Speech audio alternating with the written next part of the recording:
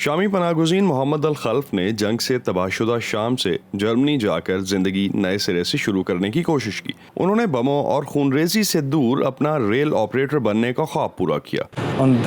میں ہمیشہ اپنے کام کو اچھے طریقے سے انجام دینے اور آگے بڑھنے کی کوشش کرتا ہوں. محمد ان لاکھوں بے گھر افراد میں شامل ہیں جنہیں اقوام متحدہ عالمی یوم پناہ گزین پر خراج پیش کرتا ہے. ہم بنیادی طور پر اس دن کو نہ صرف مہاجروں کی حالت زار اور مہاجرین کے لیے بین الاقوامی تحفظ اور ان کی مدد کی ضرورت کو اجاگر کرنے کے لیے استعمال کرتے ہیں، بلکہ وہ سب تنوع اور خدمات بھی جو یہ پناہ گزین ہر وقت دنیا کو پیش کرتے ہیں. جونا غدینی ولیمز اقوام متحدہ کے مہاجرین کے لیے کام کرنے والے ذیلی ادارے کے کمیونیکیشنز ڈیسک کی انچارج ہیں. ان کا کہنا ہے کہ کورونا وائرس نے پہلے سے ہی مشکلات کا شکار مہاجرین کے لیے ایک اور چیلنج کا اضافہ کر دیا ہے. کچھ جگہ ایسی ہیں جہاں کووڈ-19 کے عالمی وبا کی وجہ سے بین الاقوامی تنظیموں کی موجودگی کم ہے.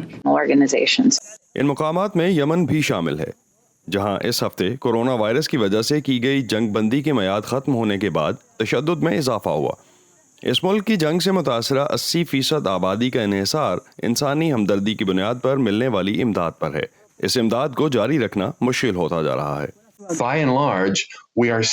مجموعی طور پر ہم اب بھی اس صورتحال میں ہیں جہاں عام طور پر انسانی ہمدردی کی بنیاد پر امداد دینے والے، خاص طور پر UNHCR کے پاس موجود ذرائع کم ہو رہے ہیں، اور حکومتوں اور ان تمام لوگوں کو جنہیں یہ چیلنجز درپیش ہیں ان کے پاس مدد کم رہ گئی ہے.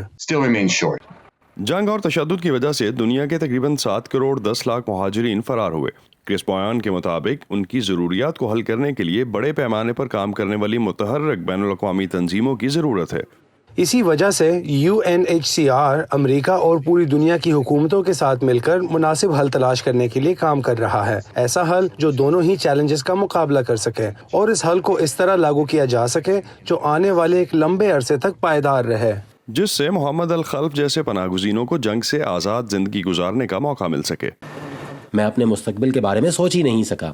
اب میرے پاس یہ انٹرنشپ ہے جس کے بعد مجھے نوکری دے دی جائے گی. اب میں پھر سے اپنے مستقبل کے بارے میں سوچ سکتا ہوں اور اب مجھے امید بھی ہے.